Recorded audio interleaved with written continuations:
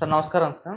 నమస్తే. Sir singer కల్పన గారు నిన్న ఆత్మహత్య యత్నం చేయడం మనం చూసాం. ఇప్పుడు హాస్పిటల్‌లో ఆమె దాదాపు కోలుకుంటున్నారు. డాక్టర్లు కూడా ప్రెస్ మీట్ పెట్టి ఆమె నిలకడగానే ఉంది, ఆరోగ్య పరిస్థితి అని చెప్పేసారు. అయితే ఈమె ఆత్మహత్య యత్నంకి పైన ఇప్పుడు కొన్ని అనుమానాలైతే వ్యక్తమవుతున్నాయి సార్. అంటే పోలీసులు కూడా వ్యక్తం చేస్తున్నారు. ఆమె రెండవ భర్త ఇన్వాల్వ్‌మెంట్ ఉందేమో అని చెప్పేసి అతన్ని కూడా అదుపులోకి తీసుకొని విచారణ చేస్తున్నారు. అండ్ హాస్పిటల్ బెడ్ మీద కోలుకున్న తను కూడా చెప్పినట్టుగా అంటే ఇంకో రీజన్ చెప్పింది. తన కూతురు వల్లే ఇటువంటి ప్రయత్నం చేశాను. హైదరాబాద్‌కి రమ్మంటే రాలేదు. అందుకే నిద్ర మాత్రలు మింగానని చెప్పేసి ఆమె చెప్పినట్టుగా కూడా వార్తలు ప్రచారం అయితే జరుగుతున్నాయి సార్.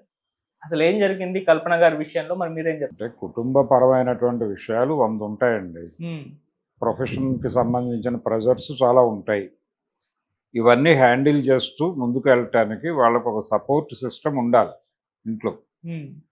ఆ సపోర్ట్ సిస్టమ్ ఎక్కడో ల్యాప్స్ అయింది. ఆ ల్యాప్స్ అవ్వటం వలన తనే ఇన్ని ప్రెషర్స్ హ్యాండిల్ చేయాల్సినటువంటి పరిస్థితి వచ్చినప్పుడు హ్మ్. ఒక డిప్రెషన్ మొదలవుతుంది. ఆ డిప్రెషన్ మొదలైనప్పుడు తన వాళ్ళు అనుకున్న వాళ్ళు తన వైపు నిలబడటం లేదు అనిపించినప్పుడు ఇలాంటి ధోరణిలోకి వెళ్తారు. అలాంటి సందర్భం వాళ్ళ కుటుంబ సభ్యుల నుంచి లేదు ఆవిడ తన అనుకున్నటువంటి ఆవిడ కడుపున పుట్టినటువంటి పిల్లల నుంచి కూడా ఎదురై ఉండొచ్చు. ఏదైనా కారణం కావచ్చు. అదొకటే కారణం అని ఆవిడ చెప్పినంత మాత్రాన అదొకటే కారణం అయి ఉండదు. హ్మ్. ఇంకా 100 కారణాలు ఉంటాయి. అలా ఇవన్నిటికీ తోడు అంటే ఇవన్నీ రన్ అవుతూ ఉండగా బ్రెయిన్‌లో నాకు సపోర్ట్‌గా నువ్వు నిలబడతావా అంటే నో అని అవతల నుంచి చెప్పినప్పుడు అది ట్రిగ్గర్ అవుతుంది. అది ట్రిగ్గర్ అవ్వటం ట్రిగ్గర్ పాయింట్ మాత్రమే అది. కానీ మందుగుండు సామగ్రి ఆల్రెడీ ఉందక్కడ. ఆ ఉన్నటువంటి మందుగుండు సామగ్రి అక్కడ చేరటానికి దోహదపడిన వాళ్ళందరూ చాలామంది ఉంటారు. ఆ అమ్మాయి రాలేదు అనేది ఒకటే ఇష్యూ కాదు. అది ట్రిగ్గర్ అయింది అంతవరకు. అది ఆవిడ ఓపెన్ డైలాగ్ అయి ఉంటే అయి ఉండొచ్చు గాక. కానీ ఒక సపోర్ట్ సిస్టమ్ మిస్ అయింది ఆవిడ జీవితంలో. ఆవిడ వైవాహిక జీవితం సక్రమంగా జరగలేదు. ఆళ్ళు పాడొద్దన్నారు ఆయన. నేను పాడతాను అంది. అక్కడి నుంచి రిజెక్ట్ అయ్యారు. ఎవరి జీవితాల్లోకి వాళ్ళొచ్చారు. ఇతను రెండో భర్త, మొదటి భర్త వాళ్ళు అసలు విడిపోయి ఉన్నారా? విడాకులు తీసుకున్నారా? ఇలా 100 చర్చలు జరుగుతున్నాయి బయట. హ్మ్. ఈ 100 చర్చలు పర్సనల్ ఏరియాలోకి వెళ్ళి జరుగుతున్నవే.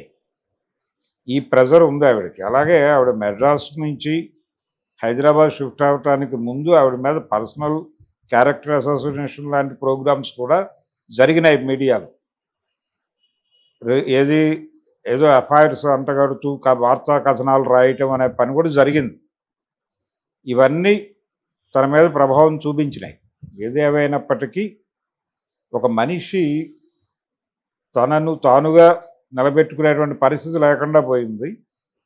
అంటే కంపార్ట్మెంటాలిటీ అనేటువంటి ఒక పదం ప్రస్తుతం ఉనికిలోకి వచ్చింది.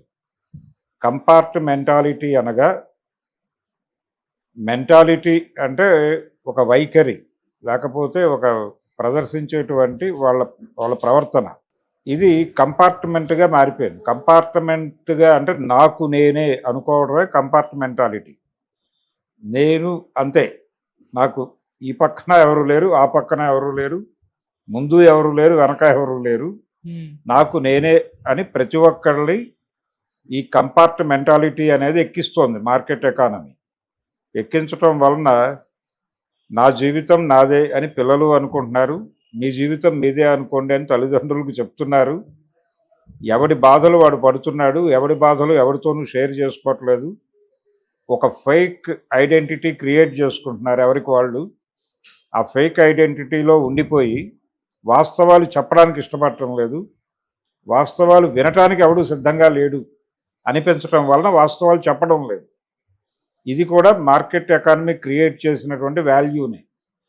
ఈ విలువలు వ్యక్తిత్వాలను ఛిద్రం చేసి మనుషుల్ని కంపార్ట్మెంట్లుగా మార్చేసిన తర్వాత ఆత్మహత్యలు అన్ని సెక్టార్లలోనూ పెరుగుతున్నాయి. ఇదొక ఫినామినాగా జరుగుతోంది. ఇదేదో కల్పన గారి కేసు మాత్రమే కాదు. ప్రపంచంలో అనేక ఆత్మహత్యలు మౌనంగా జరిగిపోతున్నాయి. ఈవిడ నోన్ ఫేస్ కాబట్టి మనం మాట్లాడుకుంటున్నాం ఇక్కడ. అన్నోన్ ఫేసెస్ చాలా వెళ్ళిపోతున్నాయి అకౌంట్లో. హ్మ్. బయటకు తెలియట్లా. విద్యార్థులు, తల్లిదండ్రులు, యూత్, ఉద్యోగాలు చేసుకుంటున్న వాళ్ళు, రకరకాల ప్రెజర్సు, ఫేక్ ఐడెంటిటీస్తో లేనిపోని ప్రాబ్లమ్స్ క్రియేట్ చేసుకుని ఫేక్ అనేది విపరీతం అయిపోయింది ఇప్పుడు అన్ని విధాలుగా ఫేకే. అంటే వీళ్ళు ప్రజెంట్ చేసేటువంటి బ్యాంక్ స్టేట్మెంట్స్ ఫేక్, వీళ్ళ ఎడ్యుకేషన్ క్వాలిఫికేషన్స్ ఫేకుల మీద బతుకుతోంది ప్రపంచం. ఈ ఫేక్ ఐడెంటిటీ క్రియేషన్ ప్రోగ్రాము, బయటికి చెప్పుకోలేని పరిస్థితి, వీటన్నిటిలోనూ సఫకేషన్లో ఉంది ప్రపంచం.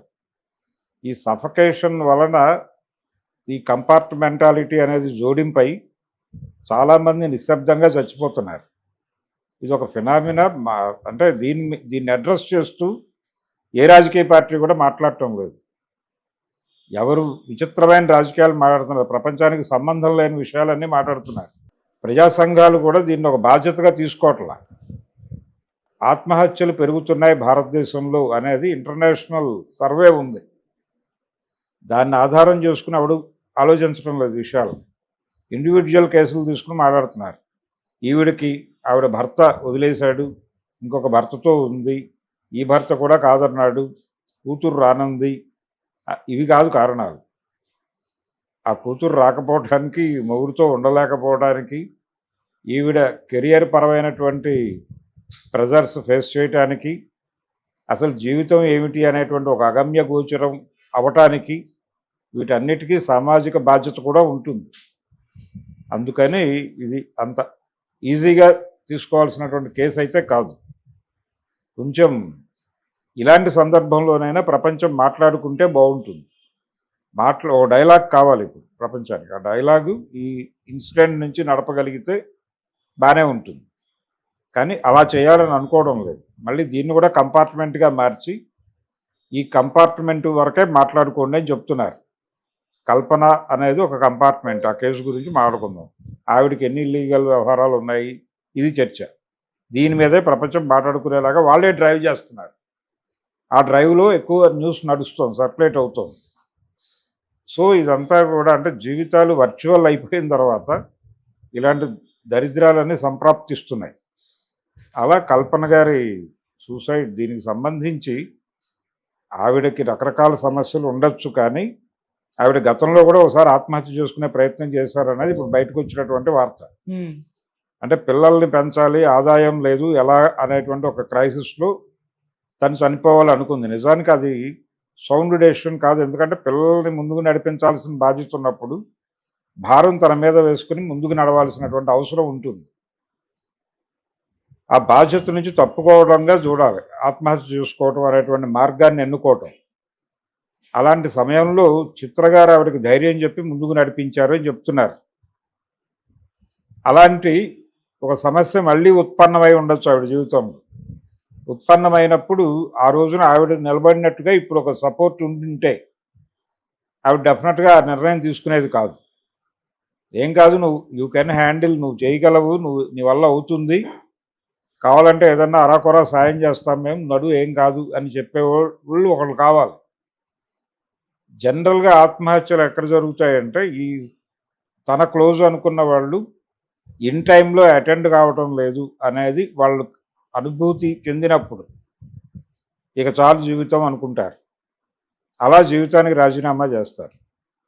ఇదే అలాంటిదే. ఈవిడ దగ్గర ఆల్రెడీ ఒక రిజిగ్నేషన్ లెటర్ ఉంది. ఆవిడ గతంలో ఒకసారి ప్రదర్శించే ప్రయత్నం చేస్తే చిత్రగారు అడ్డుకున్నారు.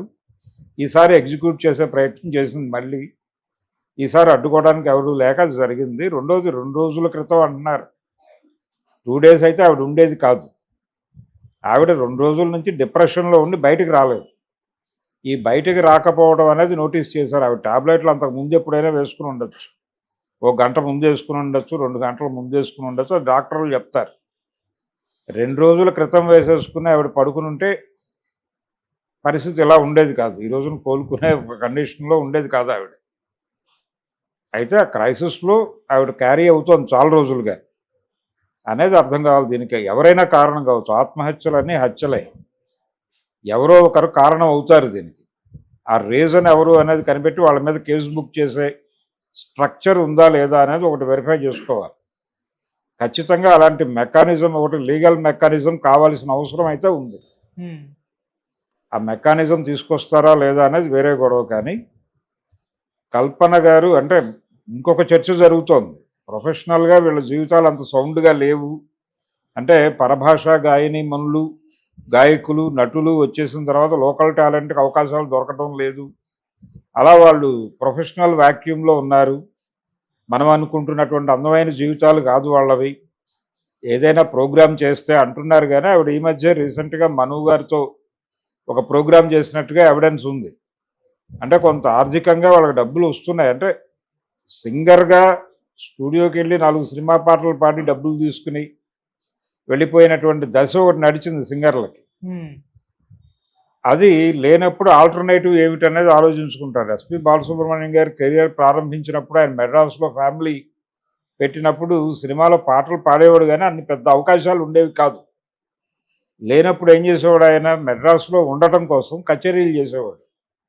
ఏది వినాయక చవితి పందేళ్లలోనూ ఎక్కడ పడితే అక్కడ కచేరీలు చేసేవాడు. ఆయన కచేరీల కోసం ఒక ఆర్కెస్ట్రా అవసరం కాబట్టి కొంతమందిని పోషించేవాడు ఆయన. ఈ కచేరీలో వచ్చిన డబ్బులతో ఆయన ఫ్యామిలీని పోషించుకుంటూ వీళ్ళని పోషించుకుంటూ తను సస్టైన్ అయ్యాడు. యుద్ధమే. ఆయన దగ్గర ఆర్కెస్ట్రాలో పనిచేసిన వాడే ఇళయరాజా. బాలసుబ్రహ్మణ్యం గారు జీవితాన్ని ఇచ్చిన మనిషి ఇళయరాజా. ఈయనే తీసుకెళ్ళి జీకే వెంకటేష్ దగ్గర పెట్టాడు ఈయన. అక్కడి నుంచి ఆయన జీవితం ఇంకోలా వెళ్ళింది. ఇలా ఎవరికి వాళ్ళు వాళ్ళ సపోర్ట్ సిస్టమ్ని డెవలప్ చేసుకోవాలి. ఇప్పుడు అదే జరుగుతోంది. వీళ్ళకి సినిమా అవకాశాలు తగ్గినప్పుడు ఏదైనా ఛానల్లో ప్రోగ్రామ్స్ చేస్తున్నారు, లేకపోతే హోస్ట్ చేస్తున్నారు, అవి డబ్బింగ్ కూడా చెప్తోంది. అనేక రకాలుగా విస్తృత అయిపోయింది. బోల్డు ప్రయత్నం చేస్తే అనేక అవకాశాలు దొరుకుతున్నాయి. అంటే మార్కెట్ ఎకానమీ పని చేసేవాడికి పని ఇచ్చే ప్రయత్నం చేస్తుంది. అంటే ఆకలి రాజ్యం రోజుల్లాగా పని దొరకని పరిస్థితి లేదు. మ్యాన్ పవర్ అవసరం ఉంది ఇప్పుడు. ఇదివరకట్లాగా నో వేకెన్సీ బోర్డులు లేవు. మాకు ఈ పని చేసేవాళ్ళు కావాలి అనే బోర్డులు పెడుతున్నారు ఫరమ్స్ ముందు. అలాగే వీళ్ళకు కూడా మెయిన్ స్ట్రీమ్ సినిమా గానం మాత్రమే కాదు, అనేక విచిత్ర గానాలు చాలా ఉన్నాయి. ఆనంద్ గారు సినిమా కెరియర్ అద్భుతంగా లేదు అనుకున్నప్పుడు ఆయన ఈవెంట్స్లోకి, అలాగే ఈ భక్తి పాటల రికార్డింగ్స్కి ఆయన తన్ని తాను ట్రాన్స్ఫర్ చేసుకున్నాడు. ఎస్పి బాలసుబ్రహ్మణ్యం గారికి కూడా అవకాశాలు తగ్గాయి కదా ఒక దశలో. తగ్గిపోయిన తర్వాత ఆయన కూడా రకరకాల టీవీ ప్రోగ్రామ్స్ ఇవన్నీ చేసి కథ నడిపించాడు కదా ముందుకి. అలా ఆల్టర్నేటివ్ వెన్నుకుని వెళ్ళిపోవటమే. ఏ ప్రొఫెషన్కి అయినా ఇలాగే నడవదు. ఘంటసాల గారి రోజుల్లో లాగా ఇప్పుడు సింగర్స్కి లేదు అంటే అలాగా. అప్పుడు అదే అంతవరకే. అప్పుడు ఉన్నటువంటి పరిస్థితులు ఇప్పుడు ఉన్నటువంటి పరిస్థితులు వేరు. ఇప్పుడు ప్రతి చోట పోటీ పెరిగింది. అంటే ఇక్కడ ఉన్నటువంటి గాయని గాయకులే ఎక్కువైపోయారంటే పరభాషల నుంచి పట్టుకొస్తున్నారు అనేది ఒక ఎలిగేషన్ చేస్తున్నారు. కల్పన అకౌంట్లో వేసి వస్తారు. మీరు వెళ్ళండి, మీరు వెళ్ళి పక్క భాషల్లో పాడుతున్నారు కదా, పాడండి, ప్రయత్నం చేయండి. Market expansion. మార్కెట్ ఓపెన్ అయిన తర్వాత ఎవరి యుద్ధం వాళ్ళే చేయాలి. ఇది పరుగు పందెం వ్యవస్థ. పరుగు ఆపితే చచ్చిపోతాం అనుకున్నప్పుడు పరిగెట్టడమే మీరు చేయాల్సిన పని. అందుకని ఇది ఈ గైడెన్స్లో ఎక్కడో ఆవిడకి ప్రాపర్ ఇది జరగల. ప్రధానంగా ఆవిడ లోన్లీనెస్ ఫీల్ అవుతోంది.